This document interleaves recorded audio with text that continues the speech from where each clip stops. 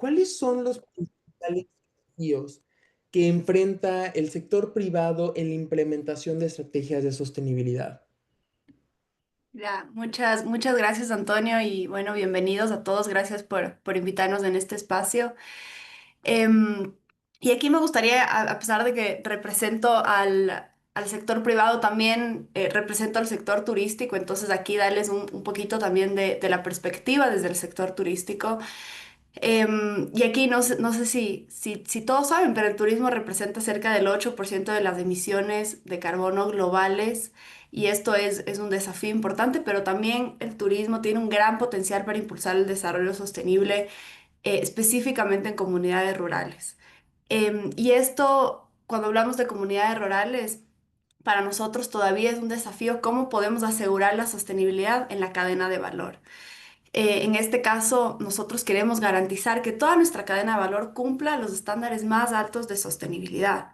Y esto y es todavía un desafío, por ejemplo, cuando hablamos de una correcta gestión de residuos en comunidades que son remotas, por ejemplo, en comunidades que están a los alrededores de Quito, que es la capital de Ecuador. Y para esto nosotros cómo lo hemos enfocado es a través de un acompañamiento muy cercano en estas comunidades, en cómo podemos mejorar estas prácticas, que son prácticas que están establecidas hace muchísimo tiempo. Entonces, cómo podemos fortalecer estas prácticas para que ellos cumplan estos estándares de sostenibilidad. Y otro tema que me gustaría mencionarles también de un reto actual es la eficiencia energética. Y esto específicamente en nuestro caso también cuando hablamos, por ejemplo, de nuestros cruceros, es la tecnología. Ya la tecnología de combustibles más limpios, por ejemplo, aún no está disponible a escala en Ecuador. em, y todavía no es viable económicamente en nuestras condiciones, ¿ya? Y si hablamos sobre todo de Galápagos, que es un archipiélago que está bastante remoto. Entonces, esta operación también nos complica en implementar este tipo de tecnologías que todavía están en muchos casos en fase de pruebas. Sin embargo, en nuestro caso estamos convencidos de que el turismo puede y debe liderar un modelo de desarrollo en donde se priorice la conservación de la naturaleza, se use los recursos de manera eficiente y sobre todo se impulse el desarrollo de las comunidades donde operamos nosotros. Perfecto, muchísimas gracias, Nicole. Y me encanta todo esto que mencionas porque también vemos como en el sector servicios es súper importante hablar de sostenibilidad. No solo el sector privado son las fábricas, sino hay distintas maneras en que cada uno de los actores dentro del sector privado puede contribuir. Ahora me gustaría hacerle esta misma pregunta a María de los Ángeles. Desde tu perspectiva, ya desde la parte más académica, ¿cuáles son los principales desafíos que tú has visto que enfrentamos para la implementación de estrategias de sostenibilidad? Bueno, asumo la responsabilidad. Bueno, antes de nada, muchísimas gracias por la invitación. Buenas tardes desde Madrid. Buenos días probablemente desde donde estéis conectados. Un gusto estar con vosotros y compartir un ratito y un diálogo que tiene muy buena pinta con todos. Muchas gracias a SDSN por la invitación. Y ahora ya sí entro, que entraba a saco con la respuesta. Em, parece mucha responsabilidad para mí sola hablar desde la academia, ¿no? Pero sí que es verdad que desde mi perspectiva, en la academia todavía seguimos trabajando muy en silos, ¿no? La definición de la Torre de Marfil, en la que alguien muy conocido está muy por encima de todos, solo se contrasta y tiene interlocución con sus pares, que es una imagen que nos viene del siglo XX. En el XXI todavía no hemos conseguido que eso no deje de ser una realidad, ¿no? Sí que hay muchos esfuerzos para conseguir conexiones interdisciplinares y conseguir que la mirada esté puesta desde el problema, el foco sea el problema y entonces cada uno desde su propia experiencia y desde su propio nicho de conocimiento aporte a esa solución, pero desde la academia uno de los principales problemas sigue siendo la fragmentación del conocimiento. Y el encuentro dentro de la propia academia de espacios de colaboración estables y reconocidos por el currículum, por la carrera docente o investigadora, eso todavía está ahí pendiente, ¿no? Eso es lo que destacaría como principal problema, ¿no? Aparte de que la interlocución intergeneracional en la academia es una realidad, pero yo no sé qué diríais vosotros, que os veo muy jóvenes, yo parezco aquí la decana, de los que tenéis encendida la cámara, ¿eh? ¿Qué os parece a vosotros? ¿Qué perspectiva tenéis de ese espacio de encuentro intergeneracional? Porque desde mi perspectiva, que soy la que se sube al estadillo para dar clases, sigue siendo un poco vertical hacia muy top-down, ¿no? Entonces, ese junto con la interdisciplinariedad, yo creo que es una de las dificultades que hay ahora para enfrentar retos muy complejos como son los de de la sostenibilidad medioambiental, social, la que me queráis poner en el centro. Muchísimas gracias por esta perspectiva complementaria, María, y justo la pregunta que hacían para los asistentes, si quieren irnos poniendo en el chat, cómo ustedes ven estas interlocuciones intergeneracionales en la academia, si creen que existen, si no. Pero muchísimas gracias por esta perspectiva y lo que más destacaría es esta parte de la fragmentación, ¿no? Y como todavía queda un gran camino dentro de la educación para incluir de manera integral la educación ambiental, no solo como algo opcional, sino como algo que vaya de manera transversal en todas las áreas de estudio.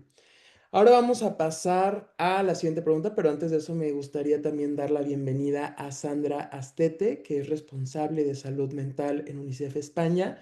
Ella nos estará dando más esta parte de enfoque del bienestar, derechos desde la sociedad civil. Y justamente la siguiente pregunta va para ti, Sandra. Nos gustaría saber cómo pueden todos estos distintos actores, sociedad civil, organizaciones, academia, sector privado, gobierno, desde tu perspectiva y experiencia, trabajar juntos para superar todas estas barreras que ya se comentaba. Mm. Muchísimas gracias, Carlos y compañeros y compañeras. Qué maravilla tener un público, ¿no? De diálogo y debate joven. Creo que eso ya es, eh, rompemos con algunas dinámicas, ¿no? En las que nos hemos estado acostumbrados. Os pongo un ejemplo, ¿ok? Yo soy responsable de salud mental de UNICEF España y acabamos de lanzar justo ayer una alianza multiactor por la salud mental de la infancia y los jóvenes en España, pero que pretende trascender también fronteras. No le queríamos llamar alianza multiactor porque sabíamos que si queríamos implicar a los jóvenes teníamos que utilizar otro lenguaje. Se llama NTP Coméntalo, lo lanzamos ayer, lo pueden buscar. No te preocupes, coméntalo. Queríamos generar cercanía e implicación. Sabemos que los jóvenes generación Z utilizan abreviaturas en chat, en redes sociales. Queríamos empatizar y queríamos normalizar el diálogo de la salud mental, que los jóvenes puedan contar lo que sienten, que puedan hablar del padecimiento emocional, de la vida y de los problemas de salud mental. Uy, ahí se escucha un eco. Y fundamentalmente también hacemos un llamado a la sociedad, ¿no? A que si pedimos a los jóvenes que cuenten lo que sienten, que los demás escuchemos y que desde nuestro rol, administración pública, sector privado, academia, profesionales del ámbito sanitario, entidades sociales, divulgadores, medios de comunicación, escuchemos y demos un paso hacia la acción, ¿no? NTP Coméntalo es una alianza en la que uno de los principales desafíos era que una administración pública, estatal o autonómica dialogara con una empresa como Live Nation, que es la empresa más grande de eventos, conciertos, productora de música más grande del mundo y en España también, con un Zurich, que es una empresa del ámbito aseguradora, pero también con los jefes de psiquiatría de hospitales públicos en España, ¿no? Ese diálogo no era sencillo porque todos tienen un enfoque e intereses distintos, pero encontramos 3 objetivos comunes, con además el compromiso de que no fuera una alianza de declaración. Ya hay muchas alianzas de narrativa y declaración que nos parecían importantes, queríamos una alianza de acción, con propuestas muy concretas. Y hemos trabajado en equipo para hacer una propuesta a la Administración Pública y Autonómica Española sobre una de las cuestiones que también son fundamentales, que es trabajar de manera transversal para abordar la prevención y la promoción de la salud mental, es decir, ámbito sanitario, servicios sociales y educación, colegios, tienen que trabajar de manera conjunta.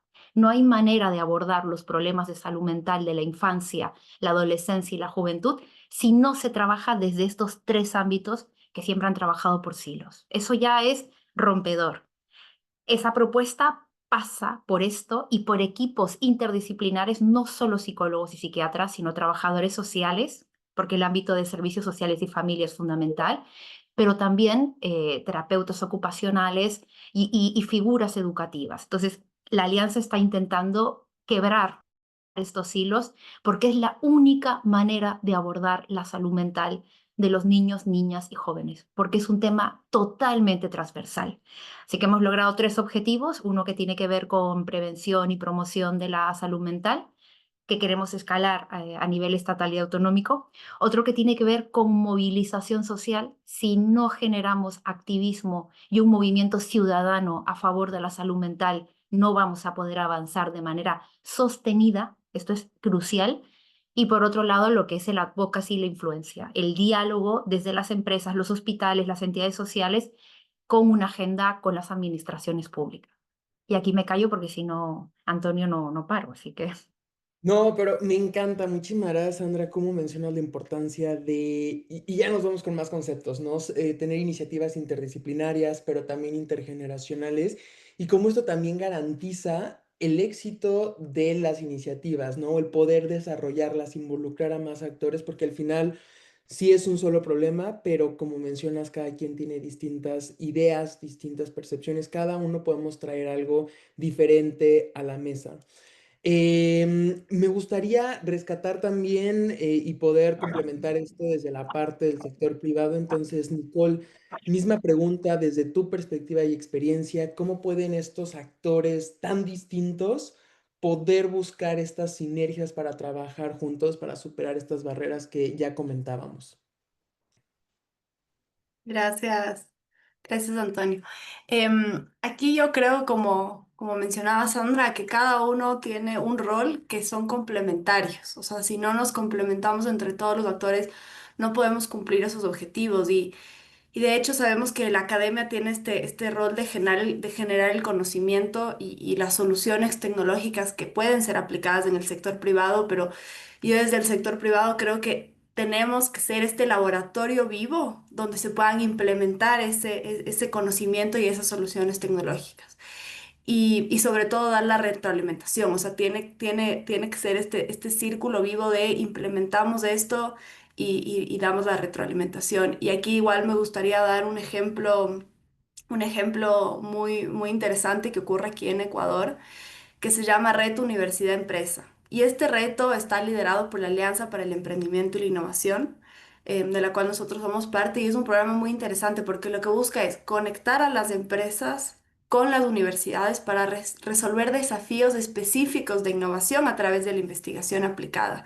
Entonces es muy interesante porque más que un espacio de colaboración donde ya no se trabaja en silos, como mencionaba María de los Ángeles, sino que ya vinculas el conocimiento académico con una necesidad real de la empresa. ¿Ya? Entonces también esto hace que seas más eficiente y aceleras el desarrollo de soluciones tecnológicas. En Ecuador ya se lo ha aplicado algunas veces y vemos lo eficiente que puede ser hacerlo de esta manera. Entonces las empresas levantan la mano y dicen, mira, tengo estos retos, ¿cómo lo podemos solucionar? Y por el otro lado tenemos muchas empresas que se postulan a dar posibles soluciones.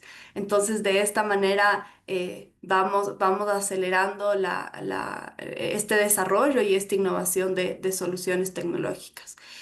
Y por último, que está, bueno, no último, último, pero no menos importante, está el gobierno. y el gobierno que para mí es un habilitador de un entorno adecuado, que tenga políticas públicas claras, incentivos fiscales, eso es importantísimo. Y igual aquí me gustaría darles un ejemplo. En Ecuador los incentivos fiscales están funcionando para justamente incentivar a las empresas a invertir en diferentes proyectos. Por ejemplo, en energía renovable tenemos una doble deducibilidad de impuesto a la renta. Esto es un incentivo grandísimo que lo podemos decir de primera mano que funciona. Nosotros ya lo hemos aplicado en una inversión de un sistema fotovoltaico en un hotel en Galápagos, entonces funciona y vemos cómo ha incentivado también a otras empresas a invertir en este mismo tipo de energías. Y bueno, y creemos que el gobierno también tiene que establecer normativas coherentes, acceso a financiamiento también con condiciones preferentes, pero sobre todo el gobierno es importante que establezca estos espacios de articulación entre actores, que habilite estos espacios donde se puedan generar estas conversaciones entre los diferentes actores y sobre todo priorice la sostenibilidad en la agenda nacional. Eso es algo importantísimo que lo hemos visto igual en Ecuador el último año, como el turismo también se ha priorizado en la agenda nacional y vemos que esto ayuda mucho a que las cosas sucedan y se muevan con agilidad. Perfecto, muchísimas gracias, Nicole. Me gusta justo como mencionas toda esta interrelación, ¿no? Primero, me gusta como lo mencionaste de tener un laboratorio vivo, donde es no solo desarrollar ideas, sino buscar retroalimentación, vincularse entre lo teórico y lo práctico, el rol del gobierno. Entonces, todo esto nos ayuda a tener esta visión más complementaria a lo que mencionaba Sandra. Ahora vámonos un poco justo también al rol de las juventudes, ¿no? Y para esto me gustaría preguntarle a Diego, ¿qué rol juega la juventud en esta transformación que estamos mencionando y que estamos ya viviendo hacia un desarrollo sostenible? ¿Y cómo pueden los distintos actores apoyar a que haya una mayor participación de juventudes y además que esta participación sea más significativa desde tu perspectiva? Bueno, gracias primero por la invitación. Desde que se me ha informado de participar en esta charla, he estado tratando de buscar una aproximación hacia cómo responder esta pregunta, ya que ya se ha hablado mucho, digamos, de otros aspectos como ser la participación de los jóvenes o la falta de participación de los jóvenes en espacios de decisión, su baja representación, los jóvenes como motor de la lucha por la exigencia de derechos climáticos o otros aspectos de ese estilo, pero al final algunos aspectos de coyuntura nacional, regional y global me han motivado a hablar un poco de un reto especialmente del que no se ha hablado mucho, ¿no? Sobre todo desde la perspectiva de los jóvenes, cambio climático y desarrollo sostenible. Este es el hecho de la polarización y la radicalización, digamos, de las posiciones ideológicas, sociales, personales, etcétera, que si bien es un problema que aqueja a toda la sociedad en su conjunto, afecta especialmente a los jóvenes porque los jóvenes ya han vivido, digamos, con estas herramientas de las redes sociales y de ser ciudadanos globales, digamos, que ha favorecido también a eh, esta estructura, digamos, del nosotros versus ellos, ¿no? Entonces yo creo que uno de los desafíos principales para la juventud y para la sociedad en su conjunto precisamente desarmar, digamos, esa estructura del nosotros versus ellos y aprender también de reconocer y aceptar, digamos, los discursos o las posiciones que se contraponen a las nuestras, ¿no? ¿Por qué? Porque desde esta apertura del diálogo de posiciones contrapuestas, de ideas diferentes, desde esa apertura del diálogo a escuchar activamente, digamos, la posición de otras personas que no necesariamente piensan como nosotros, desde esa posición es desde la cual se pueden construir soluciones y alternativas duraderas y reales, ¿no? Porque si tratamos de construir alternativas desde posiciones separadas, siempre va a haber una oposición, ¿no? Que se opone netamente por el hecho de oponerse que por una oposición real y objetiva, ¿no? Entonces yo creo que, al menos para los jóvenes especialmente, dada esta coyuntura de estar cada vez más conectados con posiciones y ideologías y posturas personales incluso de todo el mundo, yo creo que uno de los aspectos más importantes va a ser sí o sí el hecho de aprender a escuchar aprender a aceptar posiciones diferentes y aprender a tener un diálogo coherente, ¿no? Y coherente y sensible con personas que no piensan necesariamente como nosotros. Más allá de eso, sí hay obviamente muchos aspectos importantes, como mencionaba antes, la representación de los jóvenes en espacios de toma de decisión y la fortaleza o el recurso de los jóvenes como motor de la lucha hacia exigencias de derecho de justicia climática o de derechos que vayan rumbo al desarrollo sostenible. Muchísimas gracias, Diego, de hablar de la importancia de esta representación de jóvenes en las tomas de decisiones, pero más allá de eso también la parte de construcción. Vivimos, como mencionas, en un mundo cada vez más polarizado y desafortunadamente el tema de cambio climático y desarrollo sostenible se ha vuelto también un tema muy polarizado, ¿no? Ahora parece que podemos elegir si estás de acuerdo o no con el cambio climático, pero al final la ciencia es la ciencia, las repercusiones y lo que estamos viviendo es al final una realidad. Y entonces algo que, como digo, la ciencia no se discute y más estos temas necesitamos tener este diálogo para buscar cómo colaborar más que desafiar de dónde viene la información. Y hablando de esto, justamente, María, me gustaría saber desde tu perspectiva, complementando lo que Diego menciona, ¿cómo has visto tú el rol de las juventudes, tanto en la academia, pero en general desde tu experiencia? ¿Cómo ves que están tomando este rol más activo, más pasivo? Y además, ¿cómo pueden estos distintos actores que ya mencionábamos, gobierno, sector privado, apoyar que haya una mayor participación por parte de ellos? Bueno, para mí, y esto ya es una cuestión muy personal, de verdad que es como llevo muchos años dando clase, ¿no? En las presentaciones iniciales yo hablo desde la academia, en realidad soy profesora de universidad desde hace 18 años y doy clase precisamente de sostenibilidad a ingenieros industriales, en ingeniería, ¿no? Ingenieros, ingenieras industriales, químicos, distintas áreas de la ingeniería principalmente. Y para mí es un tema crítico, porque yo estoy en contacto a diario con la gente joven. Es como si fuese un ente, ¿no? Eso es como si fuese una masa homogénea. No lo es, ni mucho menos. Aquí hay una prueba. Es un placer escucharos y por el nivel de compromiso, por la capacidad de expresión, por el sentido crítico, que no siempre están presentes en el aula, ¿no? Entonces, para mí, personalmente, es un reto.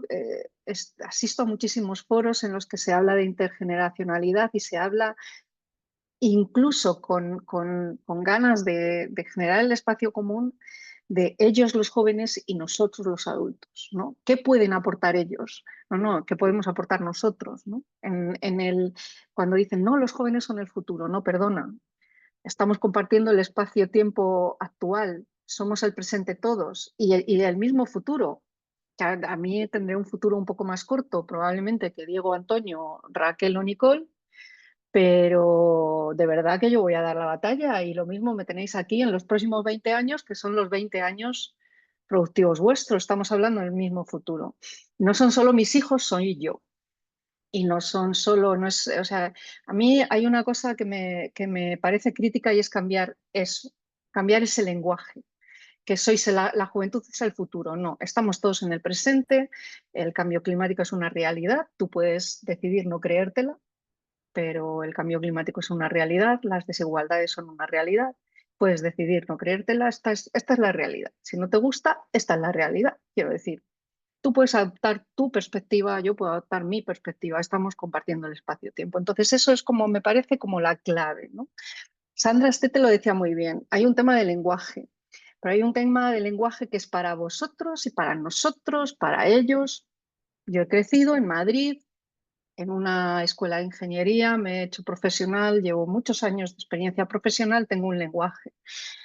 Vosotros tenéis otro lenguaje. Si no, como dice Diego, creo que es quien lo decía, si no generamos esos espacios de escucha atenta en el que yo aprenda a interpretar el NTP y vosotros aprendáis a interpretar qué es lo coyuntural, pues no vamos a encontrar, o sea, si no hay una voluntad de compartir por ambas partes, es decir, no soy yo el joven que tengo todo el futuro por delante frente a ti que eres, no. Bueno, yo vengo con esta perspectiva, eso me parece como una cuestión crítica.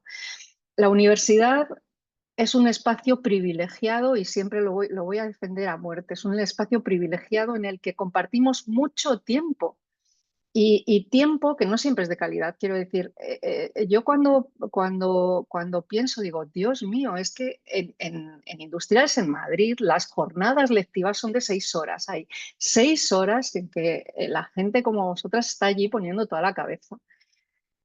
Quiero decir, toda la cabeza y todo el interés en aprender y por qué no en generar conocimiento, ¿no? O sea, hay estructuras todavía demasiado rígidas, hay un concepto todavía demasiado rígido de cuál es el conocimiento que tiene valor. Por supuesto que no vamos a llegar, yo no voy a ser capaz de programar una inteligencia artificial a no ser que me prepare para programar una inteligencia artificial, pero a compartir el espacio-tiempo ya estoy preparada porque lo estoy haciendo. Entonces, desde esa perspectiva, si yo cambio el enfoque y no lo hago desde la disciplina, sino desde el problema, siempre puedo aportar. Siempre puedo aportar. Y es verdad que hay un momento en el que me tengo que formar y conseguir herramientas. Y yo creo que hay mucha gente en la academia que ya es consciente de esto. Pero ese momento que ahora se circunscribe a 4 años de conseguir un grado, ahora se llama Long Life Learning o a mí me gusta decir Lifelong Learning, ¿no? Que es, vamos, todo largo, ¿no? Entonces, nos falta diseñar los espacios de aprendizaje desde la universidad para que este diálogo sea más enriquecedor en las dos maneras, en la generación de conocimiento. Ahora tenemos la oportunidad enorme, y yo lo estoy haciendo con mis alumnos a diario, de aprender juntos a. ¿Y por qué? Porque tenemos un ejemplo práctico ahora mismo, que es aprender juntos al uso de la inteligencia artificial. Yo tengo que aprender a utilizarla como herramienta pedagógica y vosotros como herramienta de aprendizaje.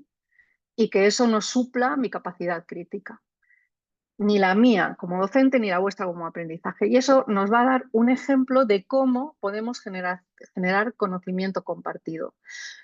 Eso que es como muy evidente, porque es muy tool, muy herramienta, muy cosita que puedo tocar, deberíamos ser capaces de pasarlo, y ahí me callo, a ver si lo somos, a otro tipo de problemas como el medioambiental, en el contexto y en el alcance que nos corresponde. Wow, me gustó muchísimo todo lo que mencionabas, María, y bastante complementario a lo que ya mencionaba también Diego, ¿no? En esta polarización que ha existido, vemos que también hay una polarización en la manera en la que nos comunicamos, ¿no? Que yo hablo mi lenguaje, tú hablas el tuyo, pero no hemos generado esos espacios donde podamos llegar a un lenguaje en común.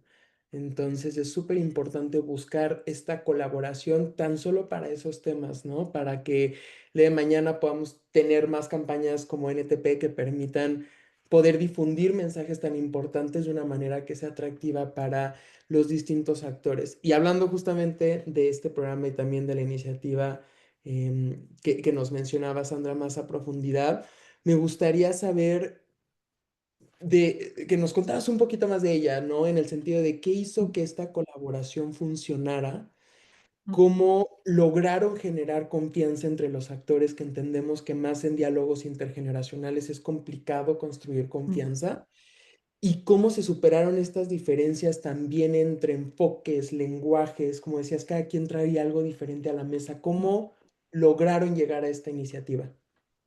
Muchas gracias. A ver, yo quiero comenzar señalando dos cuestiones. El debate, es verdad que yo estoy muy focalizada en salud mental, pero creo que hay muchas conexiones con el cambio climático y en general con el abordaje de sostenibilidad.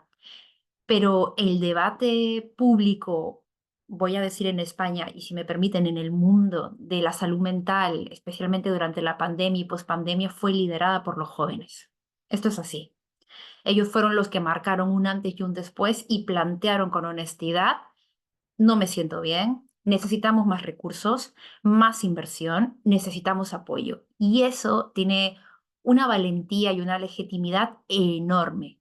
Quien ha liderado el diálogo, el hecho de la narrativa, de ponerlo sobre la mesa, han sido los jóvenes desde su valentía y desde entender, quizás por un contexto social también distinto, que las emociones son completamente normales y son parte de nuestra día a día, ¿no? Y yo creo que ahí hay que poner en valor esta gran contribución. Hay mucho por hacer para eliminar el estigma, para normalizar esta conversación que, así como hablamos de me he fracturado el brazo, pues podemos hablar que estoy teniendo un momento de sufrimiento emocional gordo y que necesito un acompañamiento profesional sanitario, ¿no? Esto lo primero. Dentro de la Alianza NTP, coméntalo, el hecho de generar un movimiento por la alianza, por la salud mental, nos quedaba claro que tiene que ser un movimiento, si me permiten en este momento, liderado desde abajo para que suba arriba. Es decir, no fuera una alianza como ha pasado en otras ocasiones, liderado, por así decirlo, desde los adultos, desde nuestros distintos espacios de poder, para incluir a los jóvenes. Y esto es lo que no queríamos hacer. ¿Cómo íbamos a intentarlo? Pues teniendo grupos de jóvenes organizados, trabajando dentro de la Alianza Multiactor. Y Antonio, fue difícil al principio. Desde hace un año estábamos teniendo reuniones, pues con el CEO de Zurich. Espero que Vicente no me escuche porque no lo va a entender tan rápidamente, pero el CEO de Zurich ha tenido un proceso de escucha y de comprensión de que o sea, primero de decir, estos jóvenes saben de lo que hablan, están haciendo contribuciones muy concretas, muy relevantes, pero además de cambiar su marco, el marco conceptual que él tenía, de decir, es que es verdad, no puedo hablar de salud mental si no incluyo a todos los grupos de la sociedad, ¿no? Entonces, creo que ha sido un trabajo en el que el elemento tiempo, en el que el elemento generar espacios atractivos, ágiles, de escucha, de intercambio, han ido calando. Ayer que presentábamos NTP Coméntalo, evidentemente lo presentábamos con el Consejo Asesor de Jóvenes con el que estamos trabajando, que representan diferentes territorios, temas de género, migración, etcétera, a nivel estatal. Hay mucha diversidad. Se organizan, trabajan a lo largo de todo el año para hacer contribuciones, para hacer análisis y propuestas concretas. Y ahora ya a los miembros de la Alianza Multiactor, a nadie se le va a ocurrir ahora pensar en el movimiento social por la salud mental si es que los jóvenes no están completamente integrados y, permítanme, liderando las propuestas, ¿no? Entonces, ha sido para nosotros, primero, hacer una narrativa de reconocimiento que el debate de la salud mental en el ámbito social, el que ha posicionado en la agenda pública, gran parte han sido los jóvenes desde su valentía. Por otro lado, un tema de tiempo, que al final son recursos, para ir generando espacios de encuentro intergeneracional, con propuestas, con escucha activa, lo que decía también Diego, ¿no? O sea, esa apertura de metodológicamente en estos espacios de diálogo y de trabajo conjunto, la clave está en que no hay posiciones dicotómicas, no hay posiciones de uno y el otro, sino de cómo podemos ir generando juntos el plan de trabajo, cuál es nuestro core, qué rol puede tener cada uno, dónde nos encontramos, dónde hay más diferencias para ir de manera gradual trabajando de manera conjunta. Y esto no va a parar, esto va a ser un trabajo sostenido. Es decir, cada año tendremos que seguir evaluándolo y seguir trabajando con hitos, reuniones internas, reuniones externas, para ir consolidando este trabajo intergeneracional. Pero sí partimos del reconocimiento de los jóvenes, los que han marcado la diferencia en el debate público de la salud mental.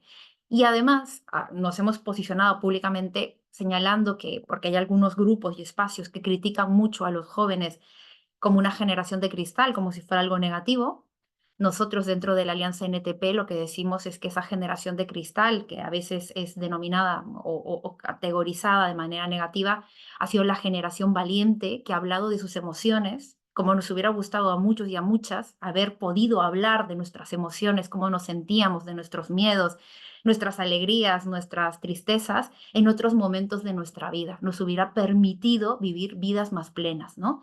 Y ahí nosotros, desde ese reconocimiento del valor del discurso y la acción de los jóvenes, hemos generado un espacio de diálogo y trabajo intergeneracional que no acaba de empezar, aunque hay un trabajo previo, acaba de empezar y tenemos un plan de trabajo a 4 años, así que iremos evaluando año a año. Gracias. Muchísimas gracias, Sandra. Y qué rico poder saber de tu experiencia, de la experiencia del proyecto, porque al final todo esto nos ayuda también a entender cómo podemos hacer iniciativas que tengan más push, que tengan más impacto y como dices, empezar de abajo para arriba, ¿no? Lograr que el cambio se haga desde estos actores, porque es cierto, al final esto es lo que también motiva los cambios en la agenda pública, los cambios también desde la academia, desde los propios actores que están involucrados, que son los jóvenes. Me gustaría complementar esto también con tu visión, Nicole. Nos mencionabas anteriormente de distintas iniciativas en las cuales has estado involucrada o has podido ver desde el sector privado. Me gustaría saber qué hizo que estas colaboraciones funcionaran, cómo se superan estas diferencias, cómo llevas lo teórico a lo práctico desde el sector privado. Sí, gracias, gracias Antonio. A ver, para llevar esto, aquí me gustaría compartirles igual ejemplos. Creo que los ejemplos son la manera más práctica de ver cómo esto se ha podido implementar de manera exitosa. Y aquí igual regreso a esta Alianza para el Emprendimiento y la Innovación de la cual somos parte. Y aquí les quiero contar que esta alianza tiene más de 180 aliados entre empresa privada, academia, más de 10 universidades y también está involucrada el sector público. Y a pesar de que, bueno, y el objetivo, que tal vez eso no lo mencioné antes, el objetivo de esta alianza es fomentar el emprendimiento y la innovación como un sector productivo en el Ecuador. Entonces, están todos estos aliados juntos hacia este mismo objetivo, ya que eso es importantísimo, aliarnos para cumplir un mismo objetivo. Y aquí les voy a mencionar un proyecto específico que se llama De Vuelta al Centro, ¿ya? Y el objetivo de esto es cómo revitalizamos el centro histórico de Quito. Quito, la capital de Ecuador, que es un centro histórico muy importante para Sudamérica, que se ha visto con diferentes problemas de seguridad, de negocios emblemáticos abandonando los locales comerciales. Entonces, justo en la anterior semana hubo el lanzamiento de la segunda etapa de este proyecto con el municipio, con el alcalde, firmando unos compromisos en donde cada sección se comprometía a algo en específico, ¿no? Y esto me encanta porque la suma de estos compromisos son lo que va a generar efectivamente que este proyecto sea exitoso y que se implemente. Sí, entonces eso, o sea, creo que es que todos nos comprometamos, ¿no es cierto? Sabemos que tenemos este objetivo en común y que eso creo que es lo más importante, que estemos de acuerdo en que ese es el objetivo. Y una vez que estamos de acuerdo en que ese es el objetivo y el impacto que se quiere generar, ok, ¿en qué se puede comprometer cada uno? Y para nosotros, justo la anterior semana que hubo este lanzamiento fue importantísimo porque el proyecto ya estaba activo, más liderado y aportado desde el sector privado, entonces se hizo una especie de piloto y una vez que este piloto estuvo listo, porque ahí regresa a lo que mencionaba antes. El sector privado es este laboratorio vivo donde estas cosas tienen que pasar y tiene que haber esta retroalimentación, esta mejora. Entonces, una vez que esto funcionó, fue este acercamiento al municipio donde se dijo, ok, mira, esto funcionó así, estamos avanzando, vemos que los índices de seguridad la percepción de seguridad en el centro ha mejorado en 10 puntos porcentuales, entonces está funcionando este programa, ok, ¿cómo podemos ampliarlo más? Porque también ahí es donde el gobierno tiene este rol de ampliar estas iniciativas, en este caso lo que va a hacer el municipio em, es a través de todo el transporte público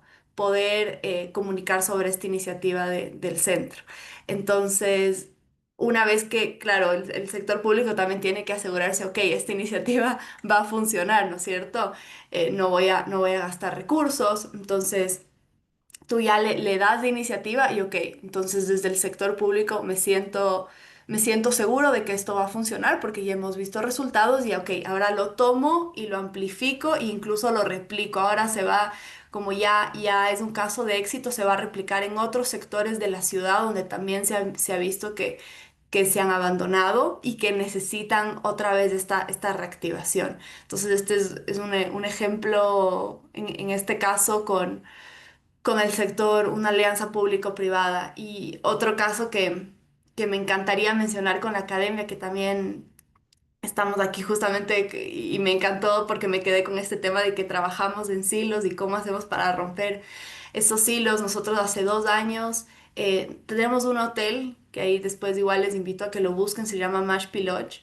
Es un hotel que está en el medio del bosque nublado, en una reserva privada de 3.000 hectáreas y este hotel nació con un modelo de negocio de conservación. O sea, necesitamos conservar estas 3.000 hectáreas. ¿Cómo podemos para tener un modelo de negocio rentable para conservar estas hectáreas? Y, fue un reto enorme, todo fue un reto súper grande hace 12 años. Y hace 2 años dijimos, ok, hemos pasado por esto, ya superamos estos retos, hemos aprendido muchísimo. ¿Cómo podemos hacer para que este conocimiento ayude a más empresas, a jóvenes?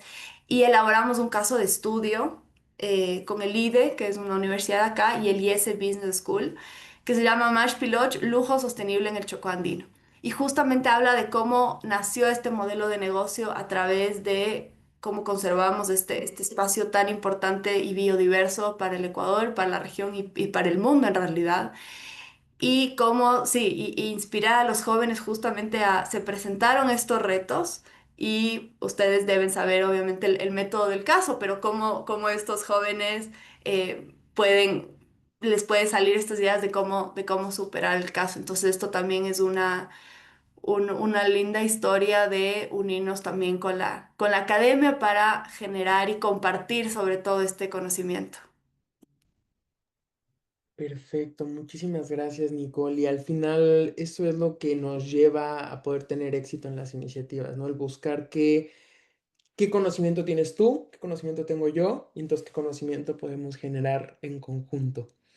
Diego, considerando todo lo que ya hemos platicado hasta ahora y también desde tu perspectiva, ¿cómo ves el futuro del liderazgo juvenil en América Latina, en el mundo y principalmente no en América Latina, en temas de sostenibilidad? ¿Y qué condiciones necesitamos crear para que este liderazgo se mantenga y escale?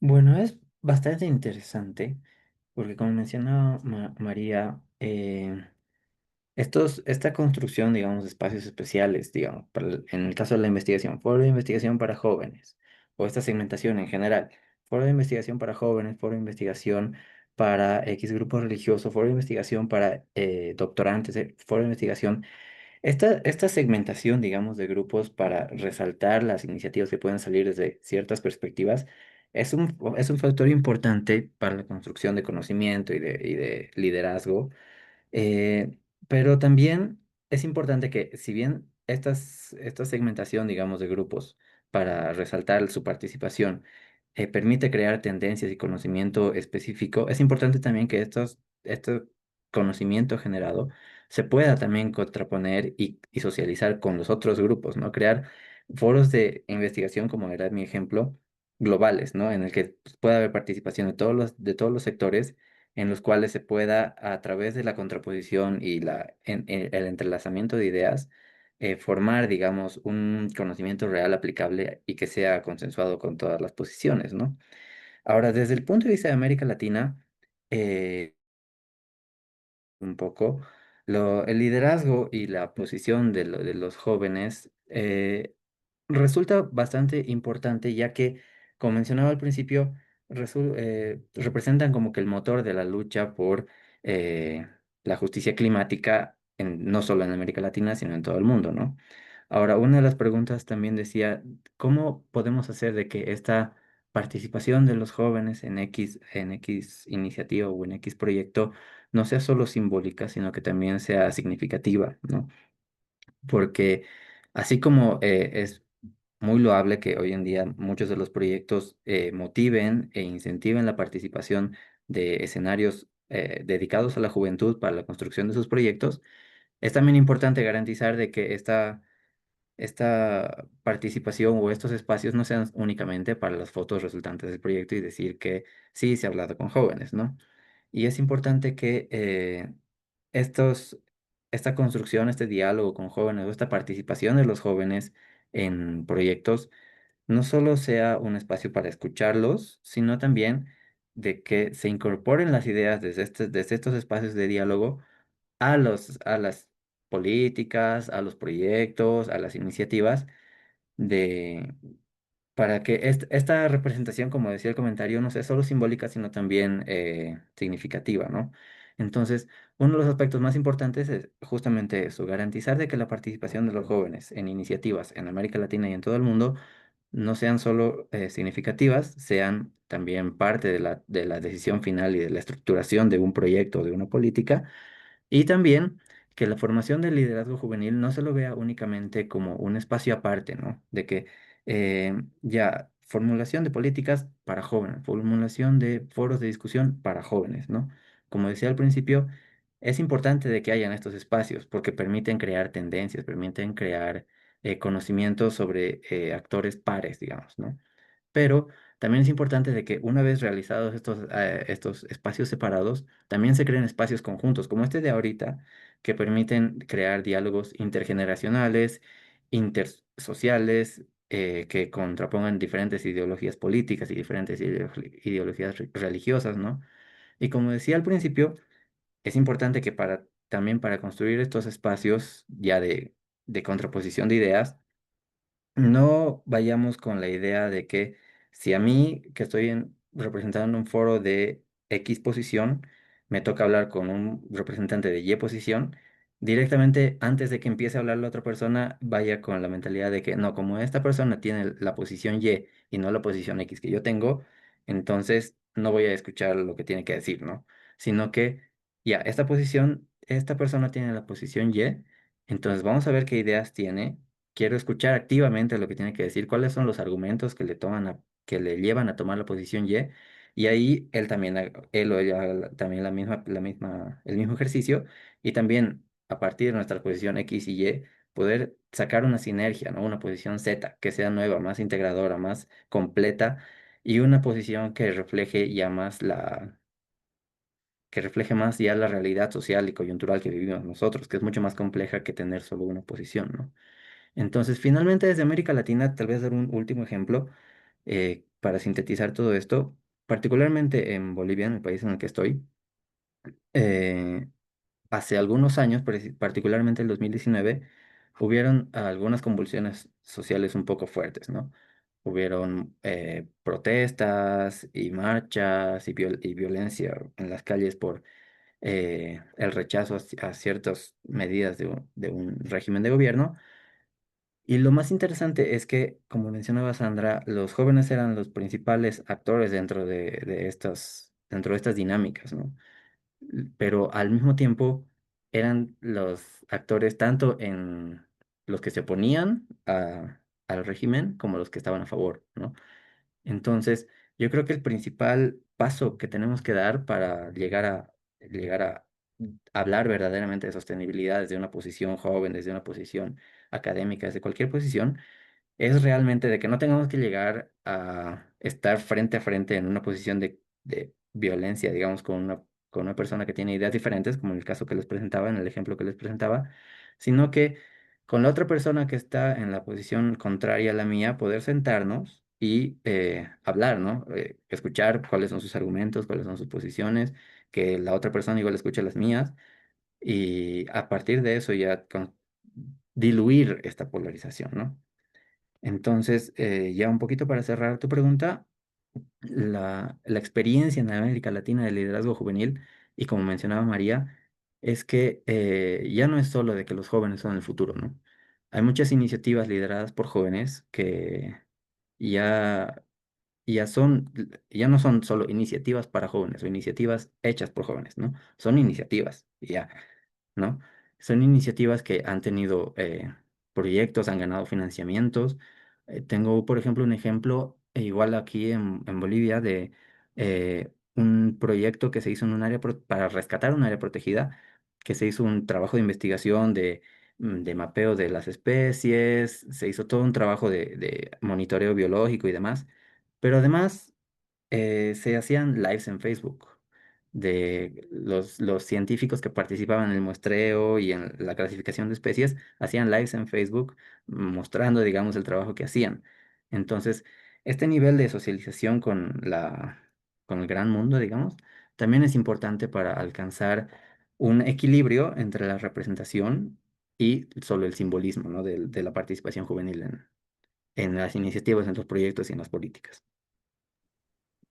Muchísimas gracias, Diego, y todos estos distintos puntos que mencionas, ¿no? La parte de, y ya contestando a una de las preguntas que nos hacían, la pregunta de Juan, de cómo garantizar que esta participación sea significativa, que es todo un reto, conlleva un cambio en las estructuras políticas, sociales, pero más que nada, que también es algo que ya rescatamos de las interlocuciones anteriores, conlleva un gran cambio de paradigma, ¿no? Del rol de los jóvenes. Es decir, los jóvenes no solo estamos para estar en grupos juveniles o en foros juveniles, sino también para estar en la misma mesa que los tomadores de decisiones, que estos actores clave para poder realmente tener discusiones que construyan y que nos permitan avanzar. Vamos ahora justamente a pasar a las preguntas del público. Esta pregunta va para María. Y Ana pregunta, ¿qué consejos tienes para convencer al secretariado de de la facultad para que se apoyen proyectos de sostenibilidad que vengan de parte o propuestos por parte del alumnado? Bueno, fíjate qué pregunta, de verdad, porque yo os haría la pregunta espejo, ¿no? ¿Qué consejos me dais para conseguir la participación de los jóvenes en proyectos de sostenibilidad? Por favor, necesito consejos, porque nos encontramos de todo, ¿eh? Yo creo que desde mi experiencia hay cosas que han funcionado y cosas que no han funcionado. En mi escuela, en Industriales de la Universidad Politécnica de Madrid, había hasta hace unos años, me parece que se llamaban las antenas de sostenibilidad, que lo que hacían era precisamente sentar dentro del mismo espacio a estudiantes, PAS, que es el personal de administración y servicios, docentes, investigadores, ¿no? Para ver cuáles eran las preocupaciones de sostenibilidad y cómo las podíamos implementar en la escuela. Terminó decayendo porque estaba pensado sobre todo para ser un espacio de que diese cabida a los jóvenes y no enganchó. Como ese os podría contar unos pocos, ¿no? Mi experiencia me lleva a pensar que las iniciativas tienen que estar arrancadas por los jóvenes. Entonces, no es que yo tenga que convencer, o sea, ¿qué tenéis que hacer para convencer a la secretaría del centro, etcétera? No puedo daros un consejo claro. Yo creo que si tenéis una iniciativa os van a escuchar porque, por lo menos en los sitios donde yo conozco, están deseando, ¿eh? Que la colaboración sea práctica y sea real y que sean ideas buenas y nuevas que se puedan concretar, ¿no? Y vuelvo de nuevo a mi experiencia. ¿Cuáles son los ámbitos de participación que mejor han funcionado? Los que están linkados al interés de las personas. Me da igual que sean adultos o jóvenes, ¿eh? Aquí lo que pasa es que, bueno, pues estamos hablando desde la iniciativa juvenil, ¿no? Y los que están reconocidos por los programas académicos. Es decir, hay una manera muy inmediata y muy evidente que es incorporar vuestra participación o generar esos ámbitos de participación en todo lo que es la formación reglada. En algunos casos ya existe y hay créditos que se consiguen gracias a la participación en distintas actividades y foros, ¿no? Y hay espacios dentro de la universidad que se mantienen única y exclusivamente gracias a los estudiantes. En mi escuela hay un grupo de robótica que hace un evento que termina siendo un evento crítico para la UPM en robótica, ¿no? Y entonces sí, eso está mantenido y soportado por alumnos. Hay algún ejemplo en algún centro de investigación, una cosa que se llama Fórmula SAE, porque ya es mundial, que es competición de carreras de coches ahora eléctricos, de coches fabricados por estudiantes. Entonces, el ámbito de estudio es aplicado y se concreta en que yo termino fabricando un coche con el que compito. Esa parte de ver que tiene una finalidad práctica es muy relevante. Entonces, la mejora, todo lo que sea vuestra aportación para la mejora del espacio que compartimos, yo creo que va a ser bienvenida, ¿no? Lo que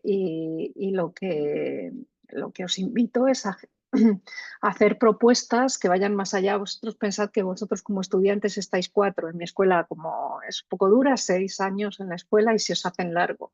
Los docentes llevamos 15, 17, ¿no? Y necesitamos mantener esos espacios con renuevo. Vosotros tenéis siempre la misma edad. Nosotros vamos creciendo. Y ahí está el nosotros vosotros, que es la dificultad, ¿eh?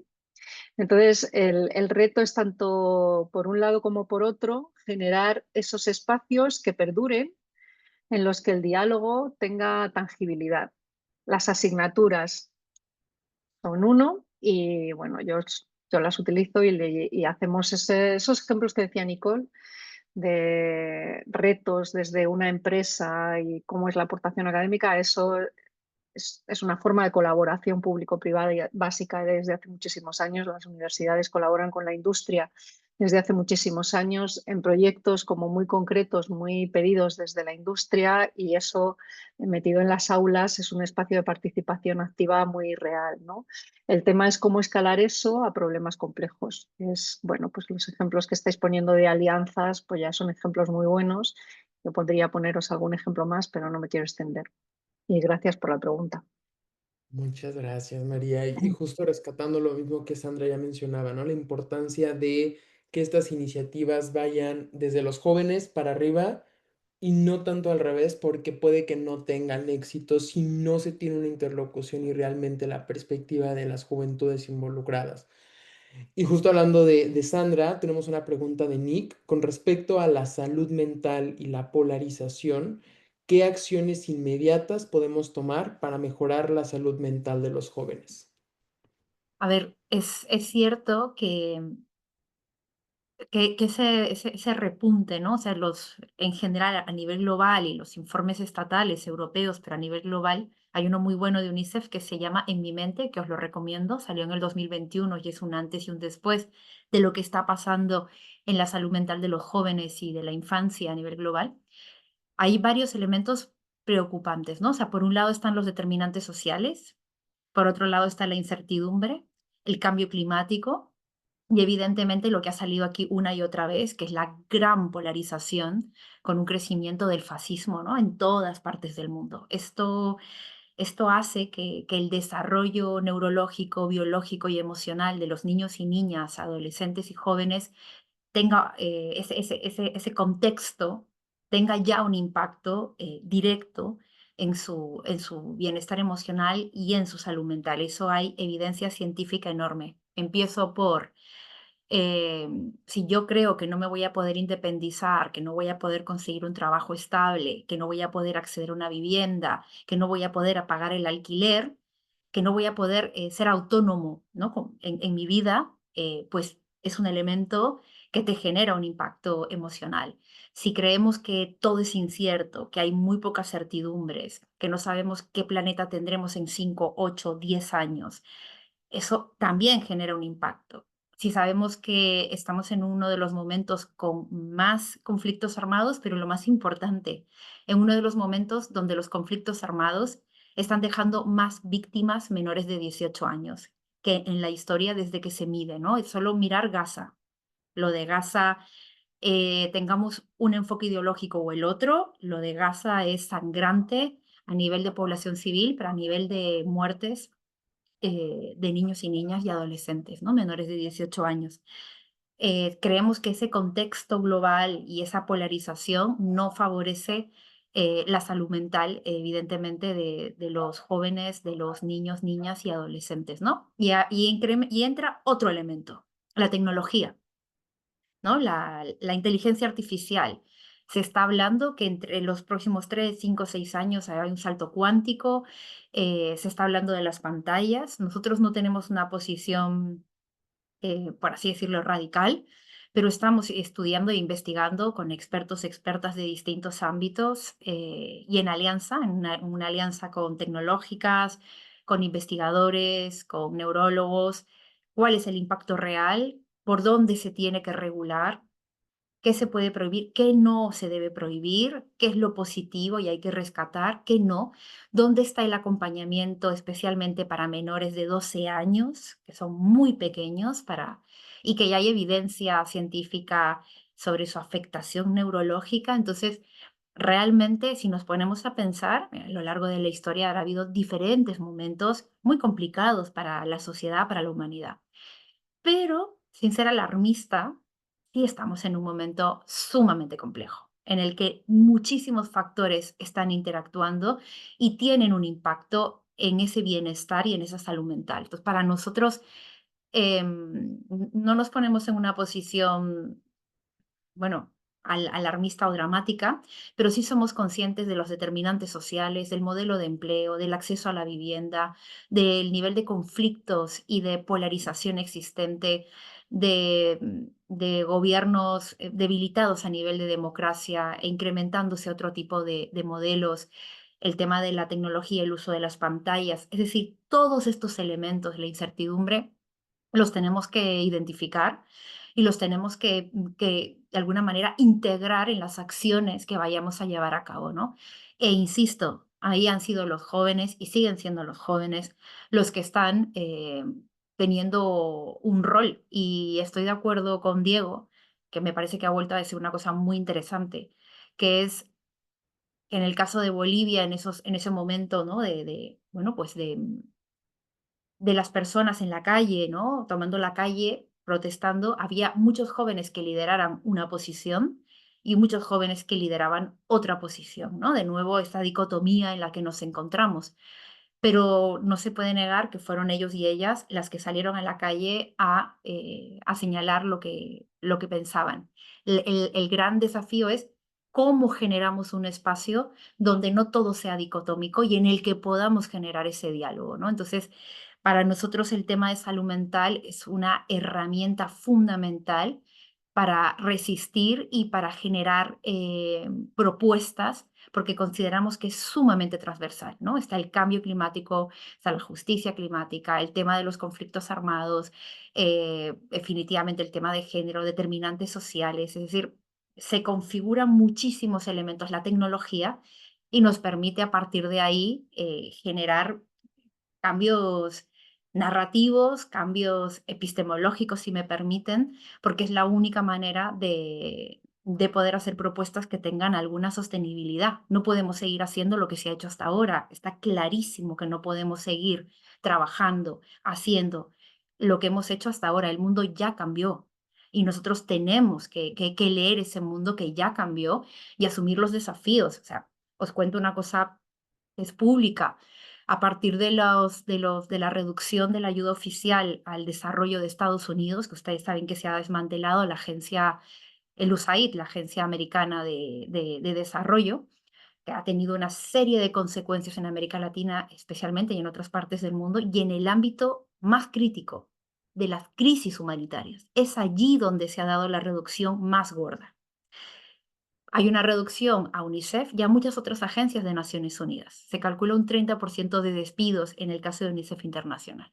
Pero fuera de eso, el elemento clave para nosotros han sido dos. A partir de la consecuencia de la decisión del gobierno de Trump, que no vamos a entrar a catalogarla, esa decisión ha hecho que otros gobiernos también reduzcan la ayuda oficial al desarrollo y señalen con transparencia que esos recursos van a ir a armas, lo que se llama, bueno, el proceso de arme, ¿no? Que se está dando.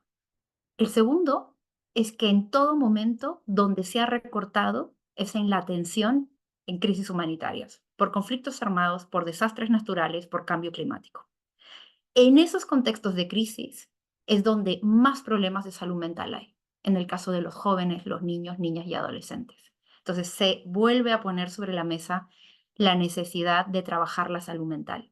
Es fundamental para sostener las vidas de los adolescentes, de los niños, niñas y de los jóvenes, ¿no? Y aquí me callo, que si no ya saben. No, no, muy interesante y como mencionas, Sandra, sí, estamos viviendo un momento complicado, pero al final también es importante destacar también cómo ha crecido el movimiento juvenil de manera internacional, ¿no? A pesar de todos estos conflictos y situaciones que vivimos, vemos cómo las juventudes poco a poco empiezan a crecer como esta masa social mucho más crítica, muchísimo más también activa y participativa en los procesos.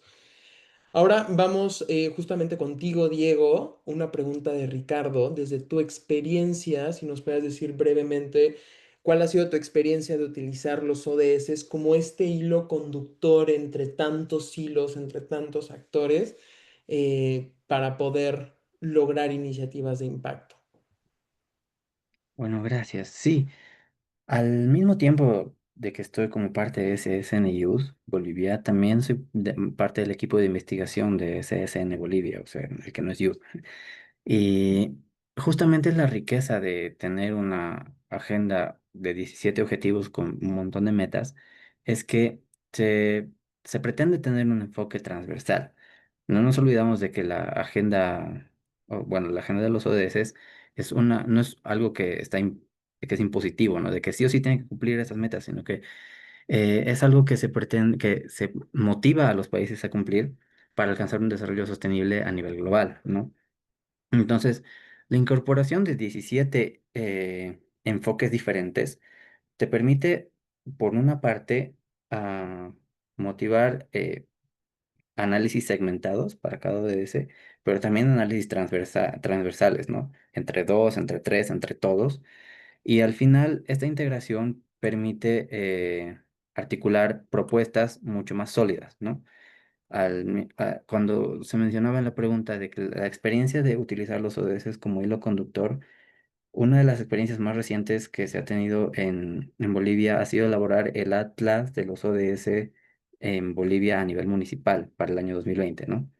Entonces, los objetivos del desarrollo sostenible tienen...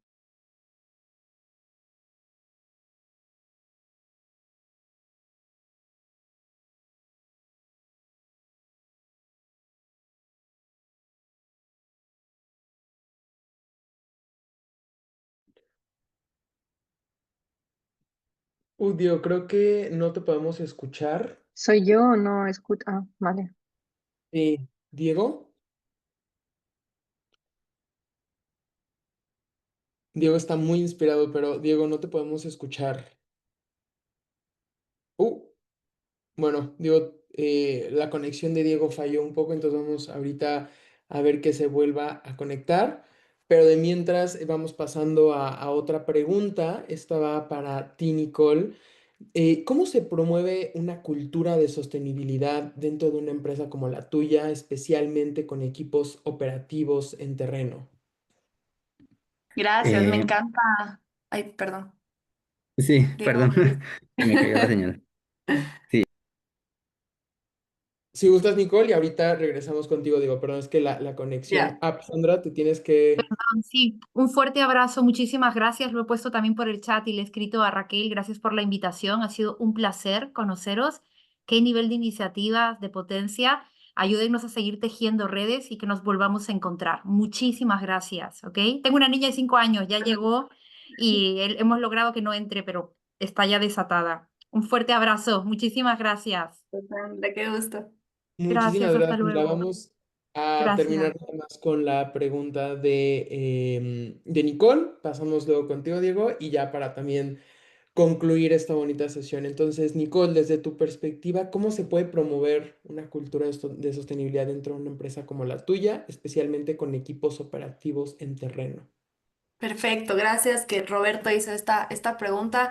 Es súper interesante y se conecta mucho con lo que hablaban antes de esta comunicación asertiva en general, ¿no es cierto? A los jóvenes, pero también tiene que ser intergeneracional.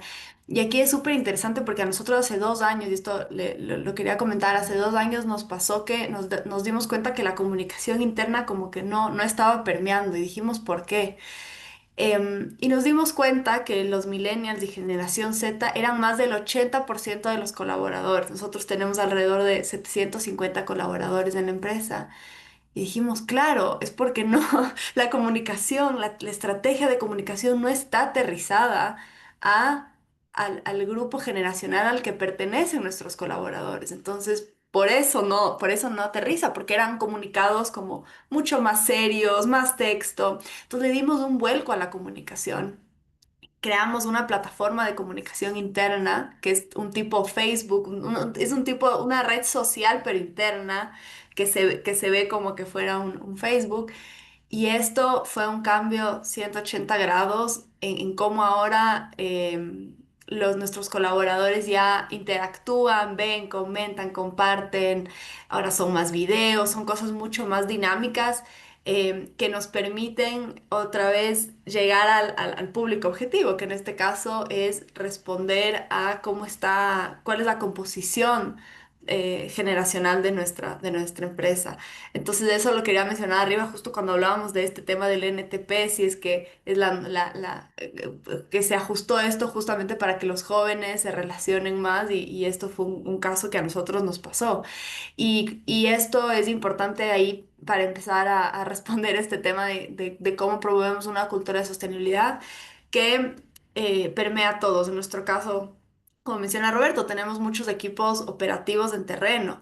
Y aquí lo que fue fundamental es saber que la sostenibilidad no se aprende en los libros, no se aprende viendo una publicación, sino se aprende viviéndola, ¿ya? Entonces, es muy importante que todos nuestros colaboradores vivan esa sostenibilidad de primera mano, sobre todo porque, como ustedes saben, la sostenibilidad no es algo que lo hace solo el equipo de sostenibilidad, como en mi caso, sino es algo que lo hacemos todos y es algo que nosotros siempre lo verbalizamos en nuestra empresa. Todos somos sostenibilidad, cada uno desde su expertise y todos la tenemos que vivir. Entonces, en nuestro caso, lo que hemos hecho hace 2 años lo empezamos a hacer es invitar a nuestros colaboradores a diferentes proyectos de sostenibilidad. Entonces les invitamos a charlas, hacemos visitas a proveedores locales o en caso de, como tenemos en operaciones hoteleras que puede ser complicado porque claro, cada empresa tendrá su complejidad. También hemos, en el caso de que no podemos sacar a nuestros colaboradores de nuestros hoteles, por ejemplo, entonces invitamos a una escuela, invitamos a un proveedor y hacemos que les cuenten y que vivan la experiencia. Y esto nos ha resultado súper, hiper exitoso porque ya cuando les preguntamos qué es la sostenibilidad, entonces ellos ya saben desde lo que han vivido, ¿no es cierto? Vino a esta escuela y nos contó esto, entonces nosotros hacemos esto, esto, otro. Y esto nos ha ayudado, uno, para esa cultura de sostenibilidad interna, pero también para lo externo, porque en nuestro caso, que recibimos huéspedes, es importante que nuestros huéspedes, estos exploradores, también conozcan de estos proyectos. Entonces, es más sencillo que quienes les cuenten sean nuestro personal que está ahí en el campo y que no sea a través de porque leyeron un PDF o lo vieron en la página web, sino porque lo vivieron de primera mano. Entonces, eso para nosotros ha sido clave y ha determinado el éxito de que la cultura de sostenibilidad permee en toda la organización. Muchísimas gracias, Nicole. Y justamente me encantó como decía, la sostenibilidad se aprende viviéndola. Vamos nada más a regresar rápido em, con Diego para que pueda concluir justamente la interlocución que nos hacías sobre tu experiencia utilizando los ODS. Ya nos mencionabas la parte de los análisis transversales. Entonces, si gustas compartirnos un poco más para poder tener esta visión. Sí, bastante breve para ir cerrando. En resumen, sería que los ODS ayudan a conectar enfoques diversos, ¿no? Nos permiten ver la integralidad de los desafíos globales y esto a la vez nos motiva a construir la colaboración entre los sectores, como estamos teniendo ahorita. Y en esta colaboración entre sectores, la juventud ya se construye como un sector que se debe tomar en cuenta al mismo nivel, digamos, en la construcción de iniciativas y políticas y proyectos y en la toma de decisiones, ¿no? Eso sería como para cerrar y sintetizar un poquito la idea. Perfecto, muchísimas gracias, Diego. Y una vez más, muchísimas gracias a nuestros ponentes del día de hoy, estamos llegando ya al final de nuestra sesión. Quería agradecerles profundamente a cada uno de ustedes y también a nuestros asistentes. La grabación va a quedar justamente en YouTube, en la página o en la cuenta de DES10 en YouTube, y también los invitamos a que nos sigan en redes para que se enteren del resto de los diálogos intergeneracionales que organizamos con distintas temáticas e iniciativas. Pero específicamente de este, hoy nos llevamos muchas ideas clave. La sostenibilidad requiere colaboración interdisciplinaria real, no solo en discurso, sino en práctica. La juventud no puede ser un elemento decorativo en los procesos, sino un motor activo. Y sobre todo la sostenibilidad no se construye solo desde un sector, no se construye nada más en el sector privado, no se construye nada más en la academia, en organizaciones de sociedad civil, en grupos de juventud, sino que requiere de estas alianzas, de esta empatía, de esta visión a largo plazo. Y como decía Nicole, la sostenibilidad se aprende viviéndola. Les dejo una última reflexión. Si hay algo que nos deja claro este espacio y este diálogo es que la sostenibilidad se construye en esta colaboración, en la capacidad de mirar más allá de nuestras disciplinas, de nuestras generaciones, de nuestros contextos, para encontrar estos puntos en común y transformar las diferencias en esta fuerza colectiva. Y hoy hemos sido testigos del poder de esta colaboración, cuando hay esta comunicación y estos espacios entre academia, sector privado, gobierno, sociedad civil, especialmente la juventud, se sientan a dialogar, tenemos estas soluciones que dejan de ser fragmentadas y se vuelven integrales. Y necesitamos más espacios como este en cada uno de sus contextos. Entonces los invitamos a que repliquen este tipo de conversaciones dentro de sus espacios, espacios que nos recuerden que nadie tiene todas las respuestas, pero que juntos podemos construirlas. Gracias una vez más a cada uno de nuestros panelistas por su tiempo el día de hoy, por ser parte de este diálogo. Sigamos uniendo fuerzas, sigamos tejiendo estos diálogos, porque la sostenibilidad no es solo un objetivo, es una forma de relacionarnos, de liderar y principalmente de construir ese futuro que tanto necesitamos. Muchas gracias, Antonio. Yo puedo agregar una palabra más a lo que mencionaste, que también en este caso ha sido un foro interregional, o sea, creo que estamos representando, estamos en diferentes partes del mundo y eso también hace que el diálogo incluso sea más rico porque estamos compartiendo desde diferentes perspectivas en diferentes regiones. Todo eso, súper. Muchas gracias, Nicole. Muchas gracias a ustedes tres y también a Sandra que se tuvo que retirar, pero gracias de verdad por su tiempo, por sus perspectivas. Esto ayuda mucho a la conversación. Y a nuestros asistentes, muchas gracias por mantenerse con nosotros. Y entonces les esperamos que tengan un excelente día. Muchas gracias a vosotros, un Gracias. placer. Adiós a todos, Hasta gracias. luego, gracias a los asistentes. Chao.